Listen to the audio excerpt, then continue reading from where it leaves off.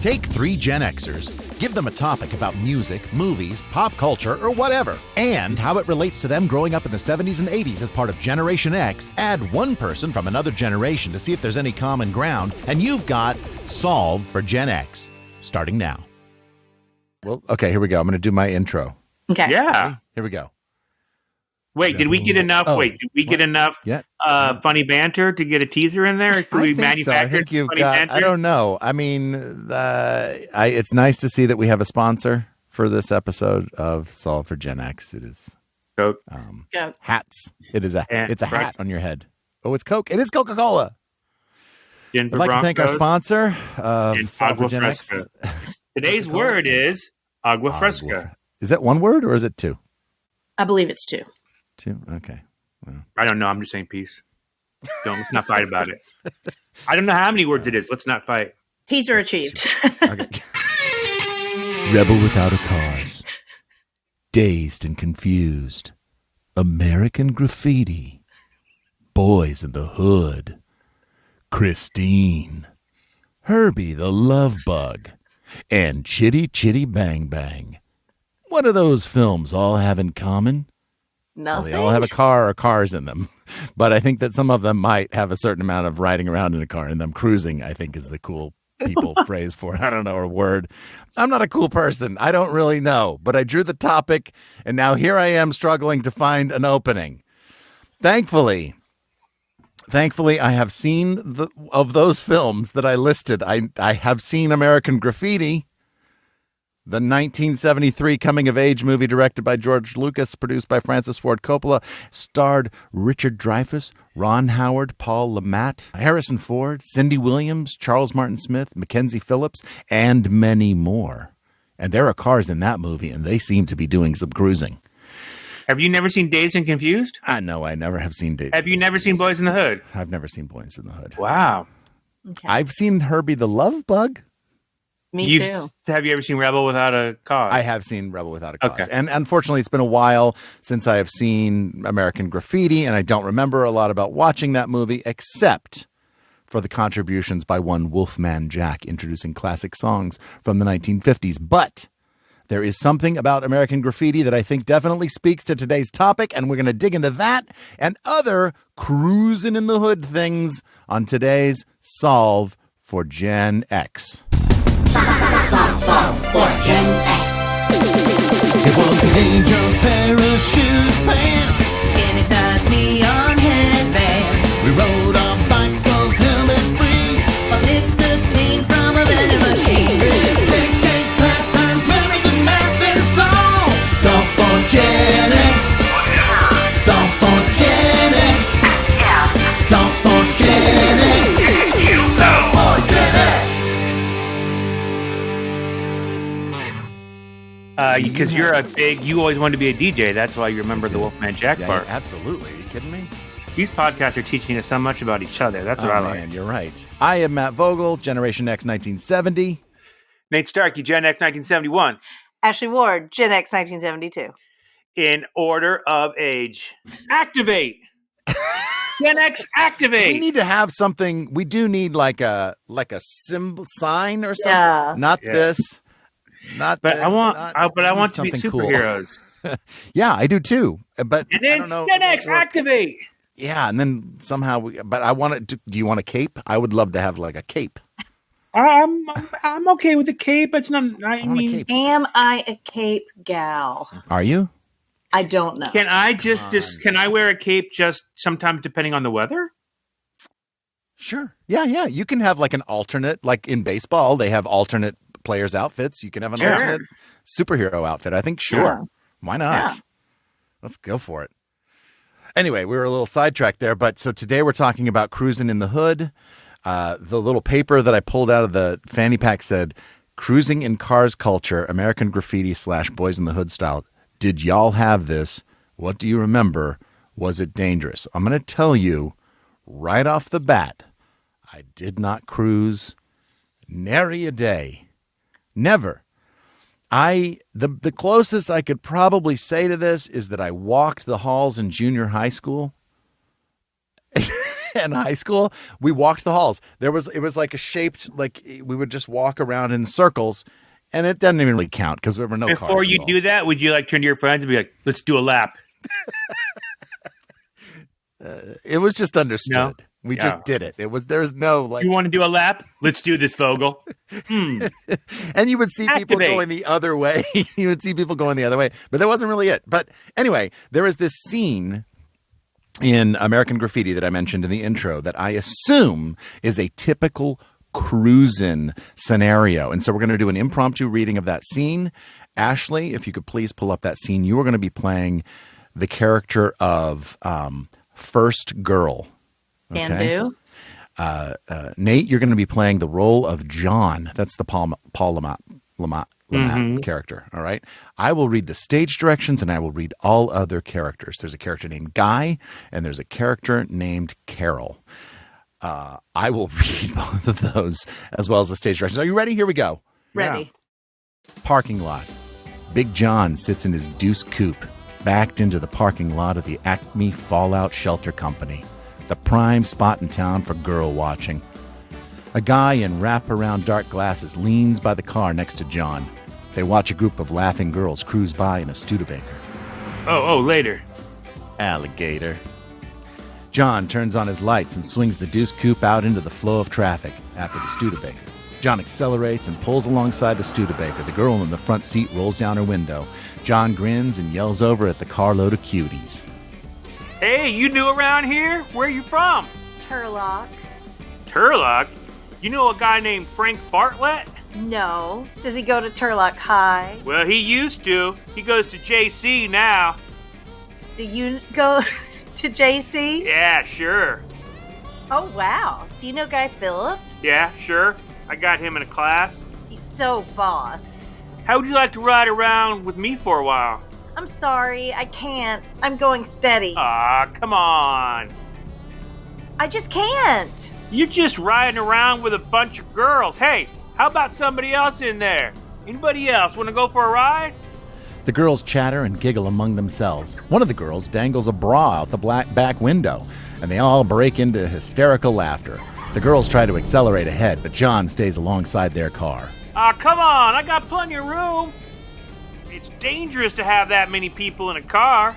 Cops see you, you're had. You got nothing to fear. I'm as harmless as a baby kitten. A small voice rises above the chatter. I'll go. I'll go. Judy's sister wants to ride with you. Is that all right? Yeah, sure, Judy. Her sister, her mother, anybody. I'll take them all. Listen, we'll go up and stop at that light. It'll turn red. It'll turn red by the time we get there, all right?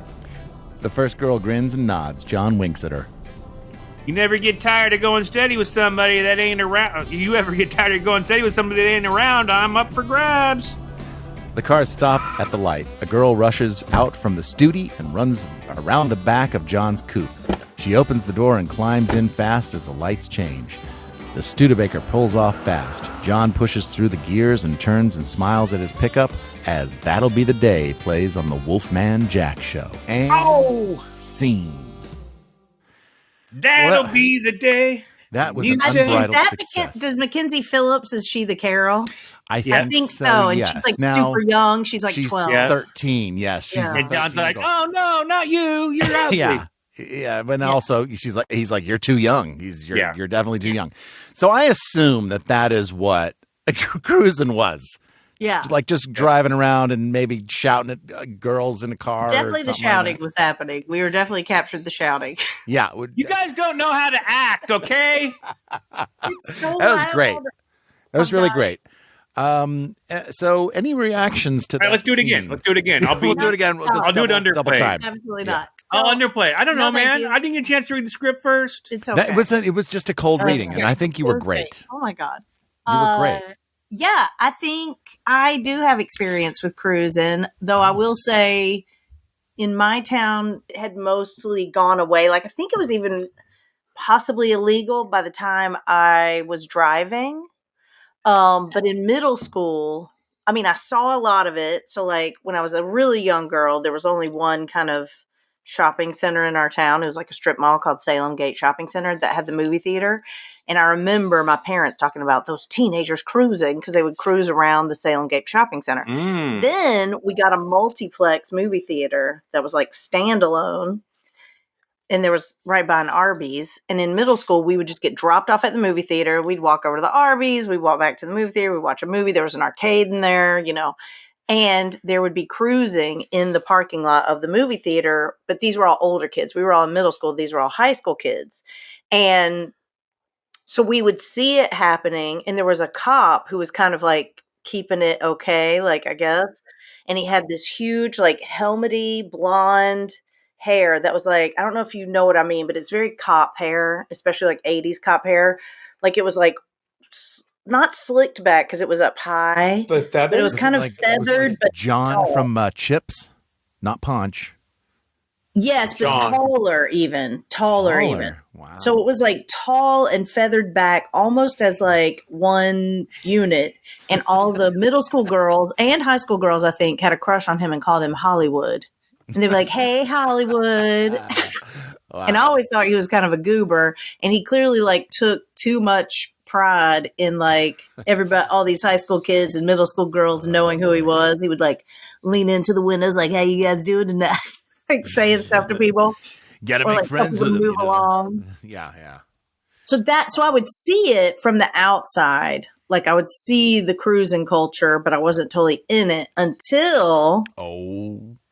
every year since I was a kid, we would go to Panama City for spring break.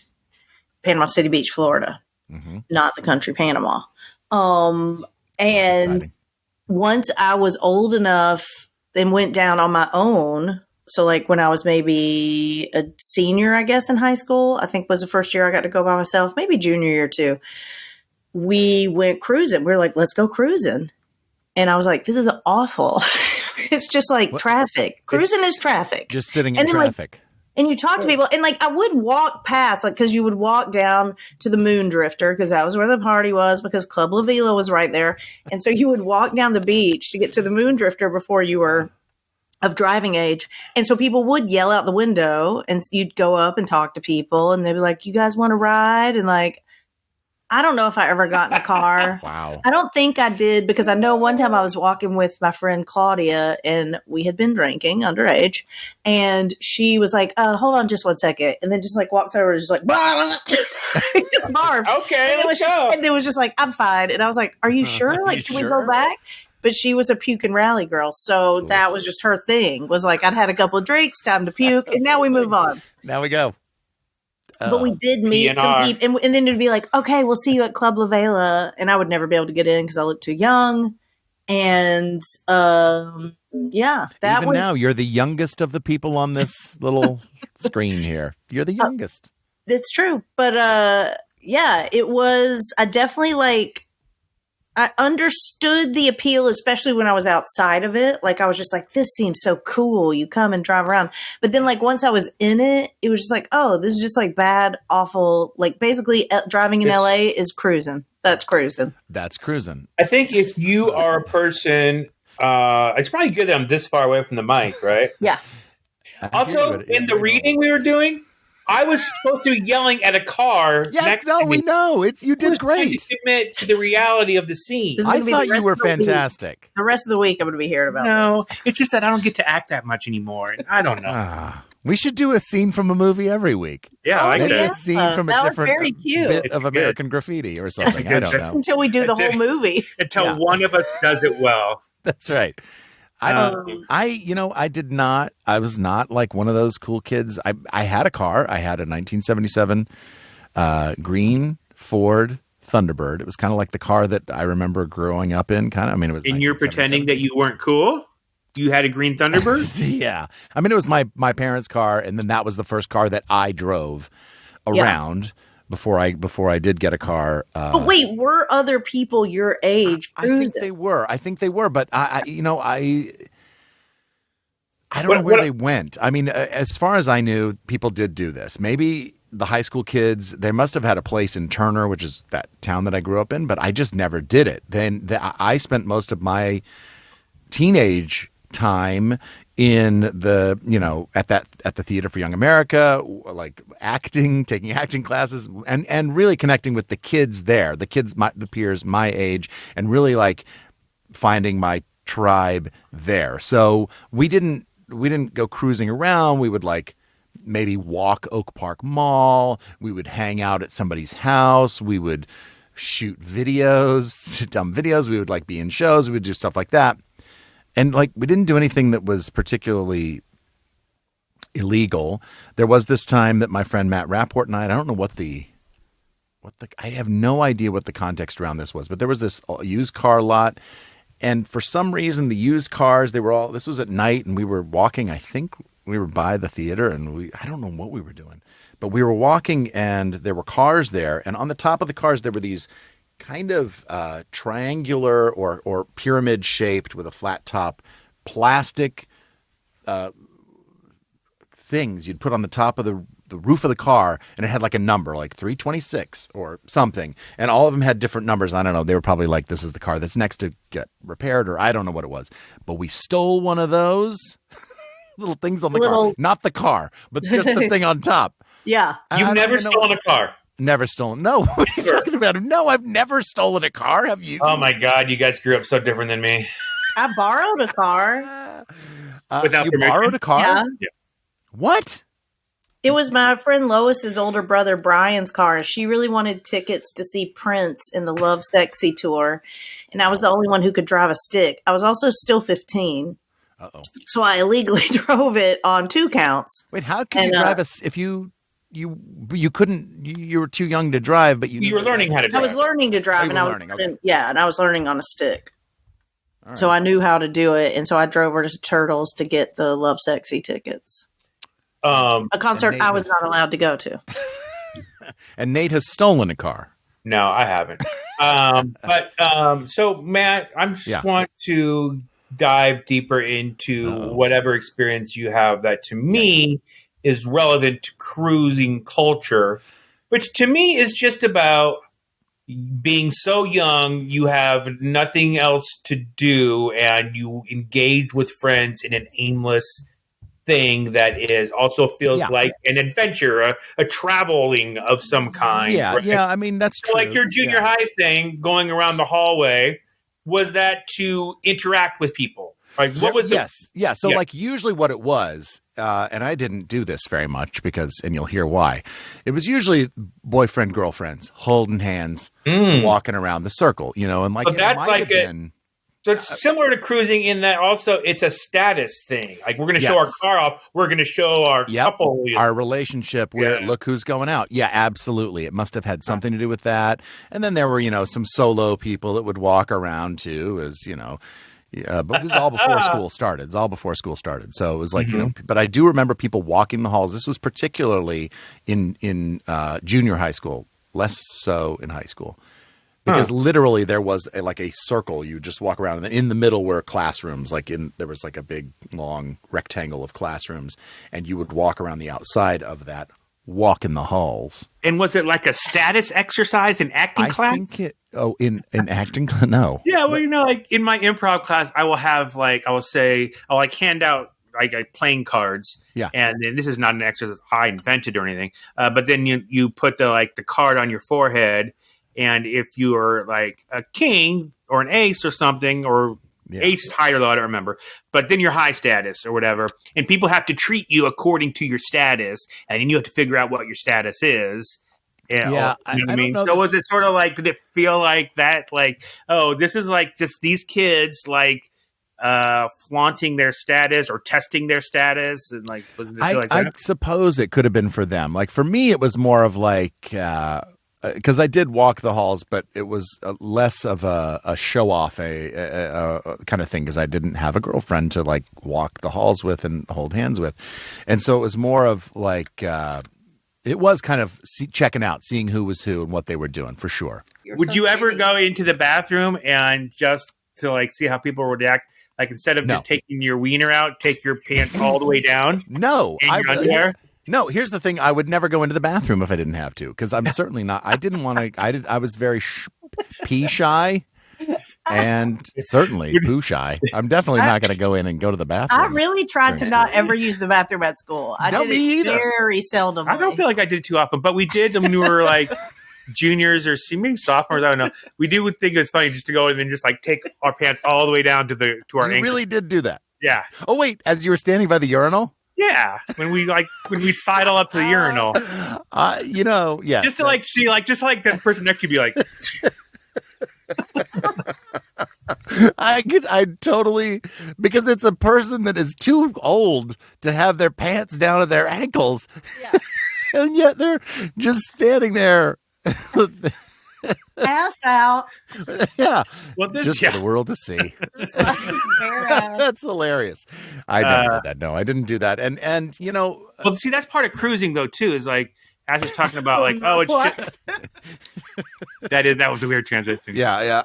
I mean, just like what I was gonna say is like Ash's thing of like, if you're a shy person or a person who like, yeah, it does feel like traffic. But if you're a person who like wants to like get a reaction out of people or like wants to meet people or whatever, and this like then the cruising is like about like talking to people and like putting yourself out there and like it was a really weird transition from the bathroom thing. No, but I get what you're saying, and it does make sense like that. But if you're a little introverted, then you're probably and I not gonna was feel comfortable with introverted, that. but if given an excuse to be extroverted, I really took advantage of it. So you did. My you fear were was always cruising. like, if I'm being too extroverted, people are going to have negative opinions of me or whatever. But in a situation like cruising, where this is what you're supposed to do, you're supposed to get in the car and yell and talk to people at the cars next to you. Like, oh, this is the rules, so I'm going to have fun within those rules. You have been sanctioned. This is a sanctioned event. It's like getting on stage. It's like, oh, I'm supposed to act out right now. This is my permission to do that. So I would always jump on permission when I'm giving permission to do stuff, because otherwise I'd be very introverted. So it's always looking for that permission.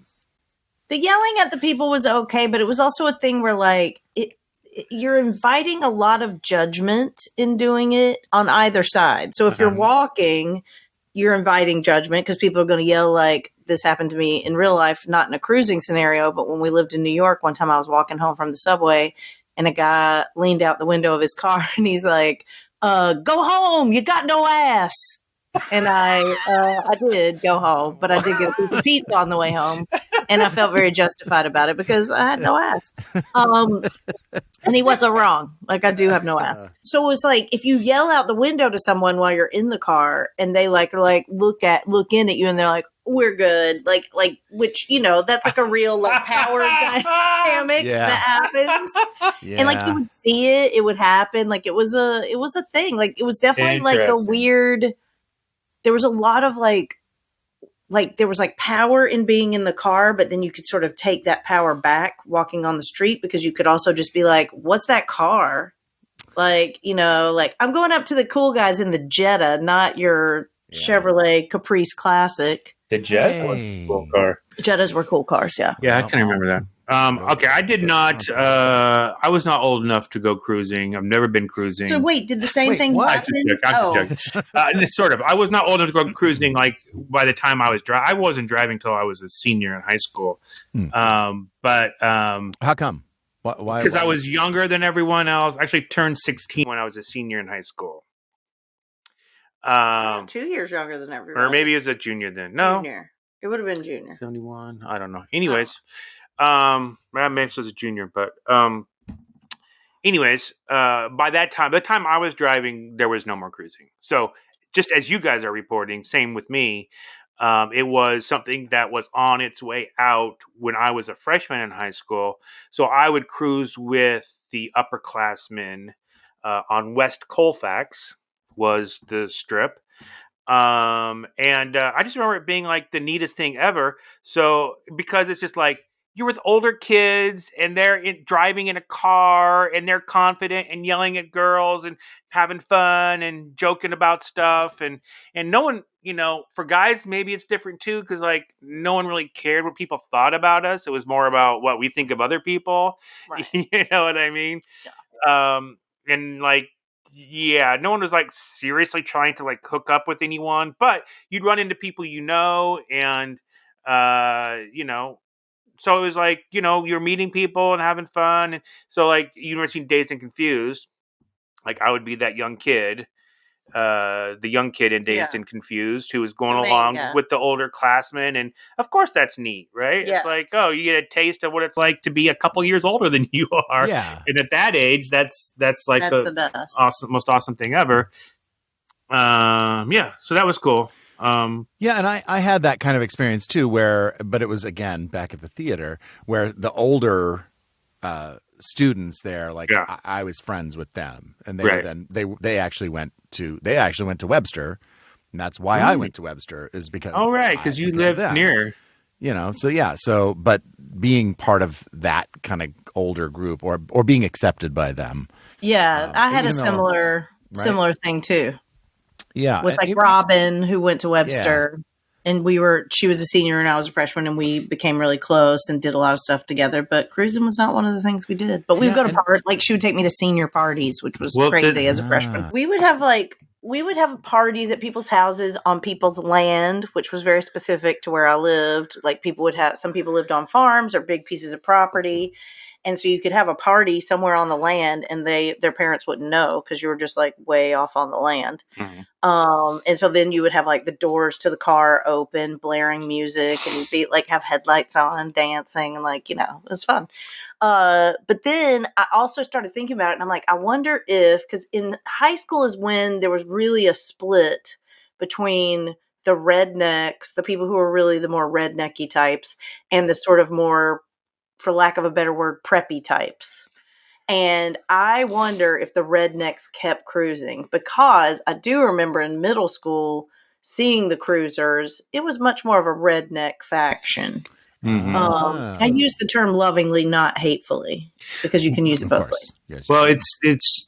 I don't remember there being any cruising after when I was of driving age, remember or it. even after my freshman year, or maybe my sophomore year a little bit. I don't remember, but so I think they probably cracked down on it and made it not legal. I'm sure people who lived in those neighborhoods, it was the worst thing that could ever happen. It was like I just want to go.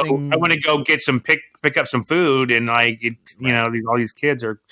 Did anything dangerous ever happen, or did you hear of anything dangerous that happened involving cars or something like that when you were growing up?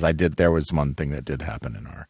There was a really bad accident that happened before I got to high school, and it was guys riding in the back of a pickup truck standing up, and one of them died, like got thrown from the truck. Ooh. They were like standing and like whatever, and I don't know if they were cruising or what was going on, but like the truck was in an accident, and the guy, I used to know his name. I never knew him, but it was like people would always talk about him, Joe something. And it was like the cautionary tale of like, and I do have a feeling that it was because a lot of kids got hurt in that. I think he was the only one who died, but there might have been two who died. I think that might have been the impetus to like the crackdown on the cruising. So for Gen X! Marty is from Wisconsin. I learned that yesterday. I don't think I knew that before. And also, since we were talking about American Graffiti a second ago, Happy Days was the spinoff from that, which took place in Wisconsin. Milwaukee. Milwaukee. Well, Yeah. Laverne and Shirley was Milwaukee.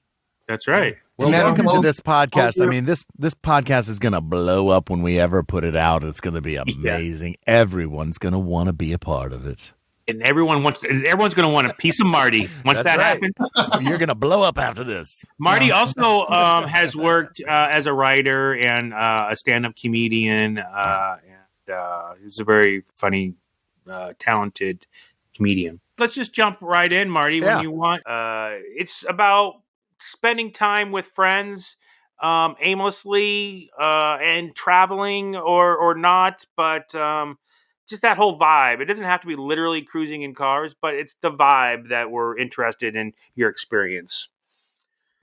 Well, I'll tell you the most recent thing I realized is the only place I can think these days is in the car because I don't have my phone and I can just let my thoughts go. I am a painter now, and I come up with more ideas for paintings in the car than I do standing in front of the easel. It's a lot easier. But my first association with car culture goes back to the 60s and the Beach Boys music. And that's what actually inspired me to eventually move out to California, because of Little Old Lady from Pasadena and 409, or maybe that was the formula. Maybe it was 402. One of the songs that the Beach Boys had, and it was 409. I feel like it was 409, and it really sold California and the California dreaming vibe for a kid, stuck in the snow in Wisconsin. Yeah. How old were you when you moved to LA? It was a long time. I was 42, 43 when I came to LA. I had to do some other stuff in my life first. Yeah. And so, that all happened. But eventually, life always comes together and you bring all the experiences with you. Well, Ashley, Nate, when did you move out to LA? 8 years ago. So you were in your mid-40s. 40. Mid-late. I was 42. Yeah, early to mid-40s, yeah. But so did you guys spend time in New York, both of you? I was there for 20 years. Nate was there for like 16, I think. Yeah, something like that. Yeah, I was there for 10 years, for most of the 80s into the 90s. That's when I was a stand-up comic at the Improv in New York. So you talked about car culture and your relationship to cars. What about your experience as a kid? We talked about Matt hadn't really ever done the cruising thing. Ashley and I did it when we were like a little bit, not quite old enough to actually drive. So we did it, with older kids, etc. But what we were talking about is how it's sort of, and then Matt was talking about how he would do a walk around the, what do you call it? Walk the halls. Yeah, walk the halls. At school as sort of like a status thing and a social thing. So anything that, and I think cruising is about that as well. It's about a status thing and a social thing. It's about showing off, and it's about meeting people and running into people, etc. As a younger person in Milwaukee, because you lived in Milwaukee till how old? I was in Milwaukee until I was out of high school, 17, and then I went to school till 21. Okay, I was in Milwaukee. Yeah, so what was the thing like? So for me, after cruising wasn't really a thing, people would meet in the parking lot at McDonald's and just hang out there, find out where the parties are, and like that's where fights would happen, and that's where you like meet up with people, and there's the girl you're interested is there, and like all that cruising stuff sort of just like became a little more like static. We chose a parking lot almost randomly, and it happened to be the McDonald's parking lot. So, but that was to me cruising culture still, right? Our first cruises were in the backseat of our parents' cars because until we were 16, we couldn't have our own licenses, and our parents would drive us everywhere. And we'd go to like Big Boy, we'd go to athletic events, but we'd always have somebody driving us. But then one of us got a car and a license, and he had a red '64 Maverick. And my first beer was in a red '64 Maverick cruising. We skipped out of school one day, and there were 5 of us in the car, and it's a 6-pack. And so that is all you need for a party. Yeah, for sure. It's true. And where did you go? All we did was we drove around because we were supposed to be in school. We couldn't really go anywhere, and so we just drove around. But it was a '64 Maverick. I mean, that was the car. Was that a new? How old was the car? No, it was a new one. Yeah, '64. I'm trying to think of the guy's name, but he was the only one whose parents had any money, and he got a car when he was 16. I think his name was Simon Margolis, and he had is either him or David Wynn, one of the two of them, had the parents with the money, and he had a convertible, and it was like you would die for that car right now. Yeah. And did you find yourself doing this more than once? Did you go cruising around in this fancy car often? As much as we could, because none of the rest of us had a license. So that was our ticket to freedom. That's what cruising meant. Sure. Yeah, for sure. Where would you go? Where would you go to see and be seen? We would go to Big Boy. That was the big place in Milwaukee at the time, mostly because of the cheesecake. Okay. Other kids that had cars then would presumably meet up there. Is that what would happen? And you know what? No one really had their own car just until this one car. we were into college. Yeah, that's right. Wow. Really? Yeah. And so, but you talk about diner culture. That is really a constant throughout life because, I mean, I lived in Paris for a while, and they're not called diners, but they're, cafes. Yeah. And a lot of your life is spent there. And looking back, a lot of our life was spent at Big Boy. And then in New York, when we were comics, we would work late night, and we'd always wind up in the diners. Sure. And we'd see famous comics, and we'd talk to them, and we ran into rock stars as well because they're doing after shows. So the diner culture really goes hand in hand with car culture because that's often the destination. What was the New York diner that was your go-to? It's on 9th Avenue. It's called Moondance Diner. Moondance. Yes. Yep. We saw Cyndi Lauper there and her wrestler friend. Captain Lou Albano. Albano. Yes, exactly. Yeah. And we'd run into Jackie Mason. We'd see him quite often because he was doing a show on Broadway at the time. And, but nobody really had, I guess I had a car in New York. So, there was a car culture because we'd go to gigs in New Jersey. And so I used to park on Central Park West overnight. It was great. So were drive-ins not a thing in Milwaukee? Drive-ins were huge in Milwaukee. But who'd you go with? No one had a car. You just went with your parents? Yeah, we'd go with our parents. I had a sister and my parents. And I remember going to see a lot of science fiction movies. Rodan the Flying Monster we saw at a drive-in. And I remember either coming home, we were driving, I was in the back seat, and I saw, I swear, a flying saucer above my car. And I don't know. I swear to this day it's real. Yeah, I believe you. They were cruising as well. You don't understand that. That's right. Intergalactic cruising. They are. That's exactly it. About diners, that's so true because I remember that was a thing that was a crossover from drama club, having play rehearsal and then ending up at Waffle House because that was the closest thing we had to a diner, or just out with friends.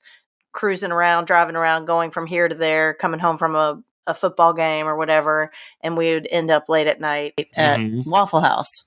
I love Waffle House.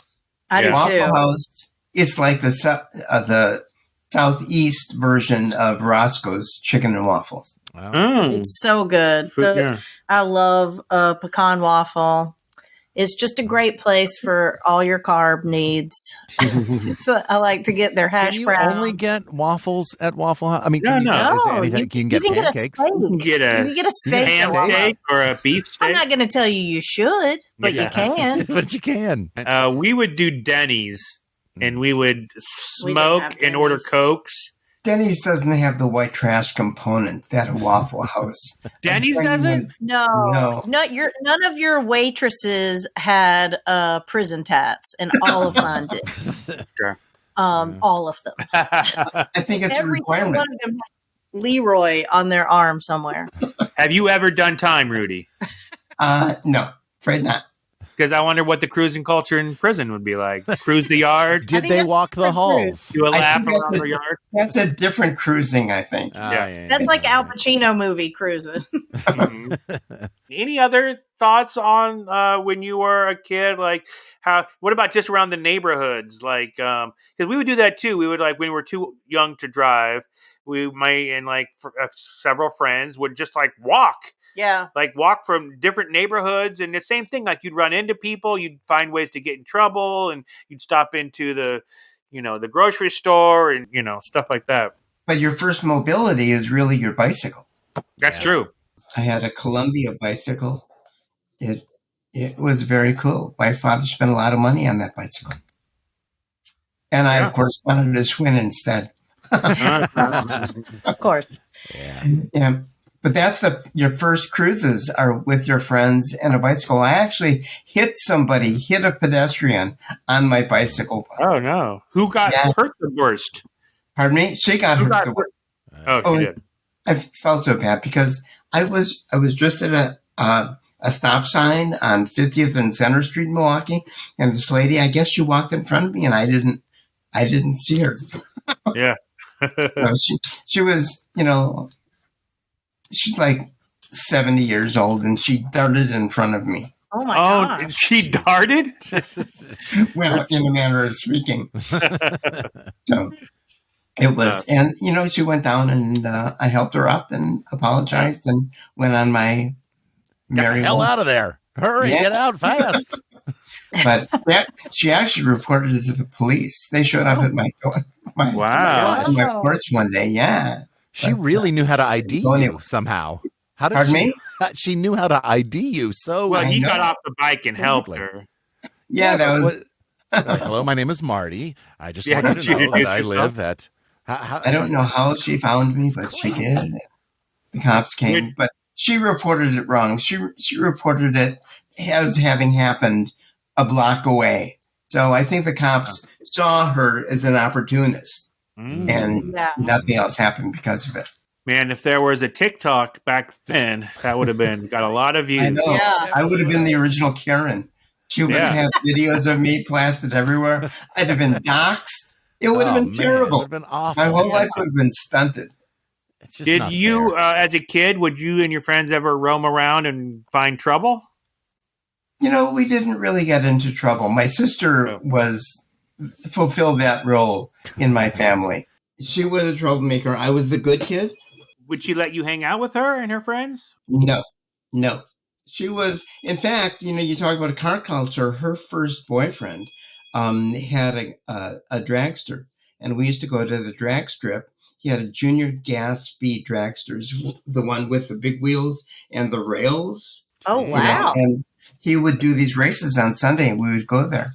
And it was like putting jet fuel into a motorcycle because they would just zoom. Was this on a public street or was this like no? This was the actual drag strip in Lake Geneva, Wisconsin. Road America, I think it was called.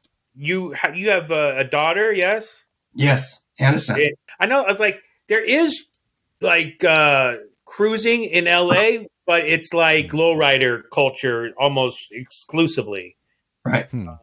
So I don't know. What kind of freedom did your kids have in that regard? So my daughter's 28 now, and she got out of high school, and I think we got her a car right away.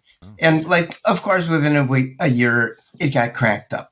But that was her mobility. She really enjoyed that. My son, on the other hand, is 18 now, and he doesn't have his license, and he doesn't really mind not having a license. Which in LA is especially strange. Yeah. But I feel like it's really common for high school age kids now to really delay getting their license. Yeah. And it's not because of the cost of insurance or anything like that. He just enjoys being in his room and on the computer. Yeah, I think it's the same thing. I've got a 16-year-old. Marty, I have 5 kids, but I do have a 16-year-old. He's the number 4 in line. And he spends a great deal of his time online with his friends. They're playing video games. And I hear him giggling, laughing, just like having the best time interacting with his friends and playing whatever video game they're playing. It's like a treasured time for him to be with his friends. And these are friends that he doesn't go to school with. He doesn't go to high school with them. They go to a private school, and Keaton, my son, goes to the public high school. He has some friends here locally, some in school, but he has friends. He's talking to people on the East Coast. And yeah, I know. It's amazing the culture that he's developed. That's totally different than mine. It seems like more and more I'm getting this idea that for the younger generation, cruising isn't really a thing because they do all their social interacting on social media, online, etc. What about for you as a kid? Would the kids gather somewhere for parties and that sort of thing?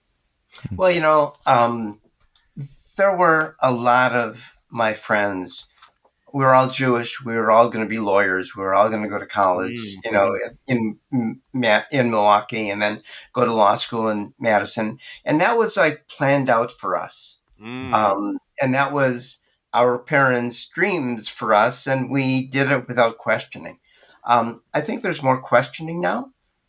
Kids are more independent, and they direct their lives differently than we did.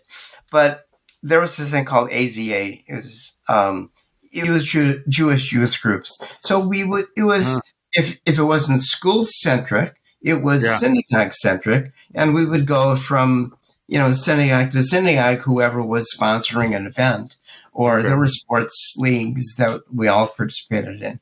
And so that was ours. Well, thank you so much, Marty. It's always, part of what we really love with this podcast is just getting to hear like the different ways things hit. Like we're all Gen X, but like we'll have we've had Gen Z, we've had millennials. With Generation Alpha. We've had Gen Alpha. And they're all a mess. They're all a mess. Wait. Except for us. Except for us. We're perfect.